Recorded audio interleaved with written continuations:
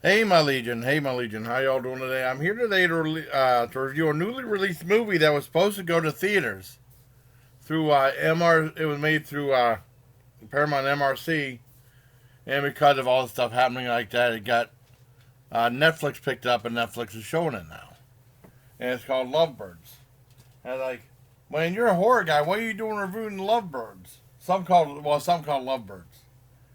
Well, I saw the commercial for it, and it falls into a genre of comedy I really like, and they're kind of hard to find. It's like when someone like it's like someone gets in a situation. There's a bunch of situations that unfolds over one night. Late night stuff. Movies like that, like the Martin Scorsese movie After Hours, everyone forgets about, which is really good. Griffin Dunn. Harold and Kumar go to White Castle. Into the Night with Jeff Goldblum, which I really love, with him and Michelle Pfeiffer, and they getting a foul. I think she was after the mob was after or something like that. That's a great movie. Uh and then someone was saying that Dude Where'd My Card like that, but I never saw that one. And that movie called Date Night, which is like a romantic comedy. Which this is like a romantic comedy, but they get in trouble. Date Night was with Steve Carell and Tina Fey. And this has some of the same beats as Date Night, but it's nowhere near as good. Date Night was awesome, and all those other movies were awesome. I mean, they're hard to find some of these ones. I'm sure there's other ones out there. I think Superbad was like that too, but it had like a big build up before it got to the all of the escapades that led to that one night. Maggie, you have food, honey. Come here. Come on, you want to say hi? See, she runs away. But with Lovebird, it has that guy from I can't pronounce his name. That one Indian actor who was in The Big Sick, I think it was called. And then I saw him. He hosted Saturday Night Live, and then he was in a movie Stuber, which I had no interest in seeing, with Dave Bautista that didn't do a flop pretty bad. And he was in that Twilight Zone episode I saw, the new Twilight Zone, where he was like the stand-up comedian, and it was, I mean, it was good, but it was just at an hour, it was just so drawn out.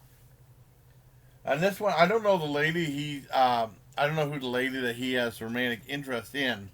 And they show them like at the beginning of the movie, they show them like uh, dating and stuff like that, and how they, that led to the relationship. And stuff. 4 years later, you see them fighting and stuff in the apartment, arguing and stuff like that. And a lot of the bickering is funny. You could tell with what they say, some of it's scripted.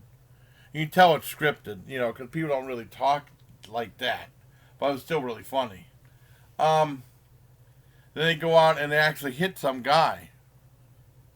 And they thought he was dead. This guy on a bicycle, and this guy said, "Oh, cop, I gotta take your car." And then he goes in the car, and then he told him to move over. And then he runs over the guy, goes back, runs over the guy until the guy's dead.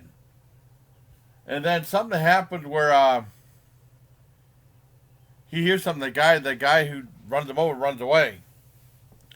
And then you see him get out of the couple get out of the car, and you see two other people come and say, "Oh, what'd you do to this poor man?" And they thought that they would get in trouble for murder. They ran away. And they had their name, and they ran away.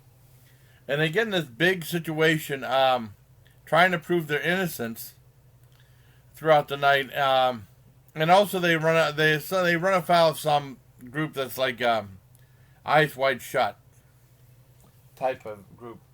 It's interesting. I never felt like they were in any real danger. I mean, it keeps letting you off the hook, but it's still pretty good. There's something at the last 20 minutes is like, oh, give me a break. I don't want to reveal it because it's like a major spoiler, though. You know what I mean? But give me a break. And then, that was gonna make me take it down to a 6.75.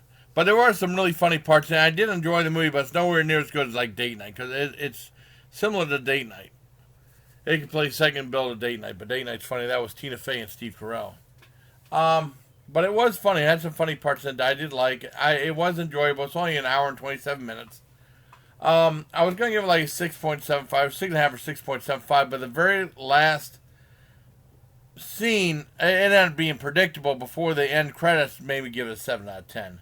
I still think it's worth watching on Netflix. It's still pretty good, worth some laughs, but just not as good as like Date Night or After Hours, or those movies. I still have not seen Dude, Where's My Car? And there's some other ones that or Into the Night. Into the Night's a classic, John. And then I remember Gene Siskel tore that movie apart, saying it wasn't that good, and said that's a fantastic movie. Date Night's fantastic too. So there. But I mean, I give it a 6 points. I give it a 7 out of 10 for the Lovebirds. New movie on Netflix. They got theatrically. Well, I was gonna get theatrically released, but got the Netflix treatment. But it's cheaper than paying like some of those other movies. They're the first release movie like Scoob and Trolls World Tour. And a couple other ones are being shown on video on demand for $20, which is outrageous. At least you see on Netflix, and it's you have to have a Netflix membership, but it's cheaper than $20 for one movie. That's insane.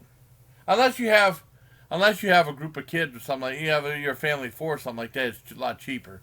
But I mean, just like one guy like me watches, it's not worth the $20. But no, Lovebirds was decent. As I've seen better, but it was decent. Just like Batal was really good, but not as good as like Overlord. So I give 7 out of 10 for Lovebirds. I hope you like this video, everybody. Till next time, please take care, my legion.